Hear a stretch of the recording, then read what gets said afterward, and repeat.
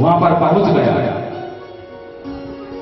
बल दिखाने के लिए जब पहुंचा तो सारे राजा थे वो देखकर ही डर गए। अरे रावण आ गया। कहते हैं कि दो लोग जीवन में दुख देते हैं। ऐसा इंसान जब आता है ना तो देखकर क्या लगता है, पूरा जो बुरा होता है। और बुरे इंसान जब आते हैं तो तकलीफ होती है, और एक इंसान और है जिससे तकलीफ होती है। लेकिन जब अच्छे लोग जाते हैं ना तो देखना लोगों की आंखें भर आती हैं। अभी कल के प्रसंग में आपको ये देखने को मिलेगा, जब राम जी को वनवास हुआ था तो मेरे राम जी जो है वो तो सर्वत्र ज्ञाता है, और जिनके राजा घर छोड़कर चले जाए तकलीफ कितनी होती। ऐसे ही रावण जब आया तो सभी राजा दुख पर बैठ गए कि अब तो विवाह सीता का हो ही गया। रावण ने सभी को देखा, पहले राजा के पास, दूसरे राजा के पास, तीसरे राजा के पास, और घूरता देखा जा रहा है। राजा देखा रहा है, इस साइड आया, इधर से घूरते देखा, उधर से घूरते देखा, उधर से घूरते देखा, लेकिन राम लक्ष्मण तक नहीं पहुंच पाया। राम लक्ष्मण विश्वामित्र गुरु के साथ बैठे थे। इसका मतलब समझते हैं, वो रावण भी आया, वो घूरा गया, लक्ष्मण को नहीं घूर पाया। क्यों? क्योंकि वो दोनों के पास गुरु। यदि आप शिक्षा ली है, गुरु शिक्षा ली है, गुरु का कर्तव्य माना है, तो बुराइयां आप तक नहीं आ सकती। ऐसे वो रावण जब राजाओं को घूर रहा था, वो इसलिए क्योंकि उन पर गुरु का हाथ नहीं था। याद रखिए, गुरु को इतना ऊपर मत बनाइए। यदि इंसान को गुरु बना रहे हो, यदि कोई ये कह दे कि मुझे भगवान मानो, तो सबसे पहली गलती आपकी यही होगी कि आप उसे गुरु मान रहे हो। क्योंकि भगवान भगवान होता है, गुरु भगवान के समान होता है। रामायण को गुरु मान सकते हो, भागवत को गुरु मान सकते हो। रामायण को गुरु मानिए। अपने जीवन में अगर परेशानी आए तो हर रामायण का पढ़ना चालू कर दीजिए। नहीं जो रामायण पढ़े हैं, आपके घर जीवन की ऐसी कोई समस्या नहीं जो रामायण पढ़े हैं। बुजुर्ग होते होते ऐसी कोई समस्या नहीं जो रामायण पढ़े हैं। रामायण भागवत को गुरु बनाएंगे तो जैसे जैसे पढ़ते जाओगे ऐसा लगेगा कि राम जी और श्याम जी दोनों सामने बैठे।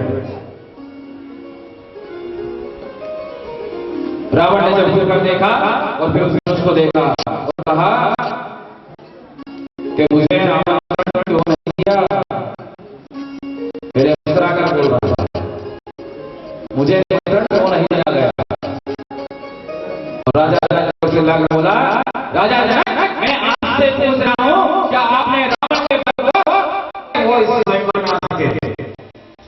आपने रावण के बल को तुच्छ समझा जो इन सबको यहां पर बुलाया, वरना मैं ही अकेला आता और आपका काम पूरा हो जाता।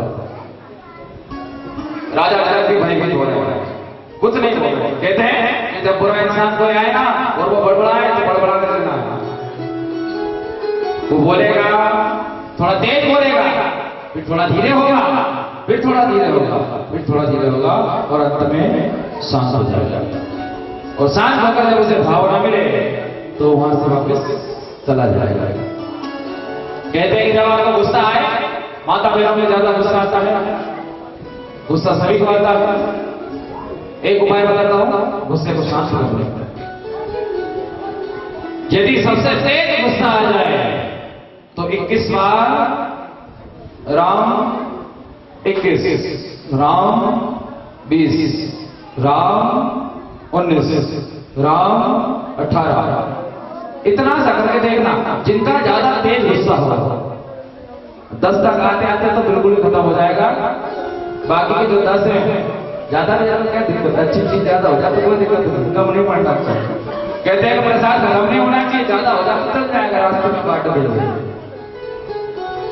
और कम गुस्सा हो तो 11 बार उल्टा, राम 11, राम 10, राम 9, राम 8, राम 7, राम 6, राम 5, 4, 3, 2, 1।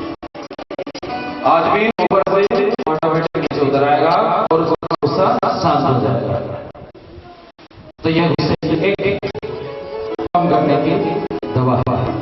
राम ने कहा कि हे राजा, या तुम्हें अच्छा नहीं किया लगे, मैं तो इस धनुष को उठाऊंगा। अरे इसने हिमालय पर्वत को उठा दिया शिव जी को मनाने के लिए। कहते हैं कि रावण ने जब भोलेनाथ और पार्वती बैठे थे ना कैलाश पर्वत पर, तो अपन कहते हैं कि दरवाजा खोलो, पहले धीरे बजाता है, एक बार खट खट खट, कोई दरवाजा ना खोले तो थोड़ा जोर से बजाता है, फिर भी कोई दरवाजा ना खोले तो थोड़ा और तेज हो जाता है, और फिर भी जब दरवाजा ना खोले, अरे कोई सुन नहीं रहा है क्या?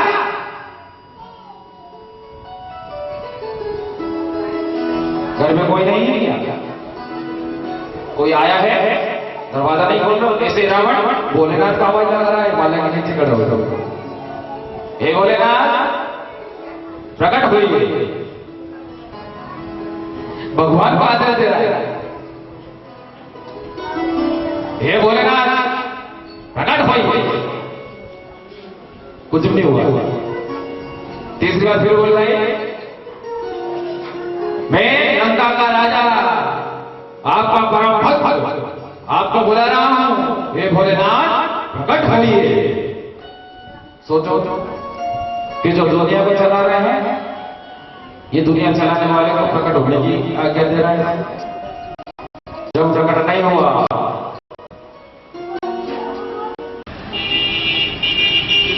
₹150 लगते हैं, तो 4 साल लगी नहीं इस पे तो